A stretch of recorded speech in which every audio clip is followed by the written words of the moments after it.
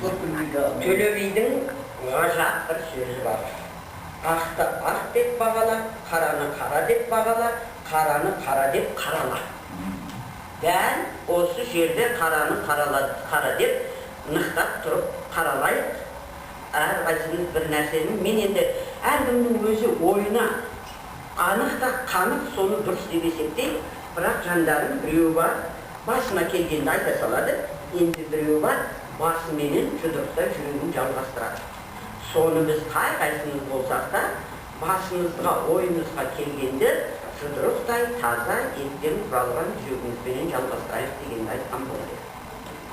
Бүгінгі қойылған тақырыптың ғажаптығына ешкімнің дауы да дамайы да жоқ.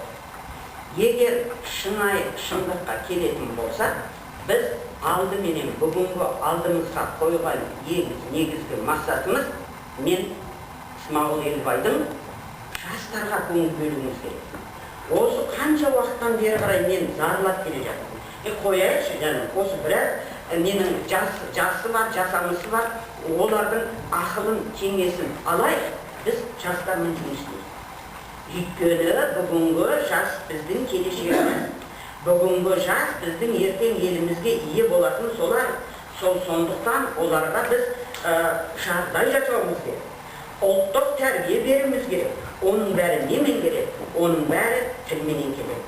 Сондықтан да тілге ерекше мән беріп жатқанымыз осы. Егер қазақтың тілінің тамырында, қазақтың тілінің рухы, қаны болмаса, мен ол адамнан еш нәрсе сұрамаймын. Сондықтан да бүгінгі таңда мемлекеттік тілге де көңіл бөлінеді. Ал енді егер біз осы уақытқа кездегі қанша дегенменен тілге бөлінгендігін біз жоққа шығаратын болсақ, бауырларым, онда біздің Мұстафин айтқандай, бағалай білмегенге бақ қонбайды, қуана білмегенге құт қонбайды. Біз барды бағалай білейік дегенді айтқан болар еді. Кеше ғана парламентте барға қанағат, жоққа сабырлық етіп, келген қауым бүгінгі саналы түрде, сапалы түрде сенімге айландырып, мемлекеттік тіл ел бірлігінің кепілі деп қарауы жеңілдік нәрсе. Шын мәнінде біз қазақтың тілін дамыту деген сөзді мен ешбір тілге қолданғым келмейді. Әрбір ұлттың тілінің өзінің елі бар, өзінде дамытады. Қазақтың тілін ешкім дамыта алмайды. Қазақтың тілі өйткені дамыған тіл.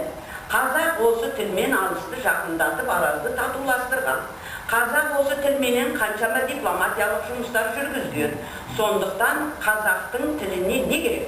Қазақтың тіліне тек өмірдің барлық саласында қолдану керек. Бірақ нәрсе керек. Ол нәрсеге жағдай туғызу керек. Ол нәрсені үлкеніміз де, кішіміз де қолдана білуіміз керек. Жаңа айтты, дұрыс біреулеріміз айтып жатырмыз, отбасы ошақ қасындағы алдар. Жоқ, яндар.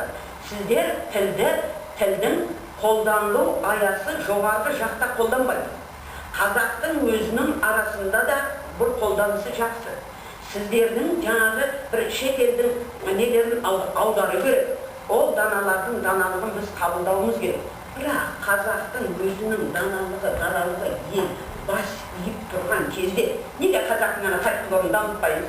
Неге қазақтың біз батырлар жырын балаларға оқытпаймыз?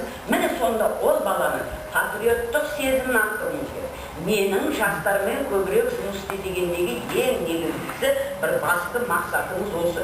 Біз осы айтып отырған сөзіміз де, істеп отырған ісіміз де өзіміз үшін емес, бауырларым, халық үшін, ел үшін, қоғам үшін, жастар үшін, жастардың келешектегі болу үшін осы жағдайды жасауымыз керек.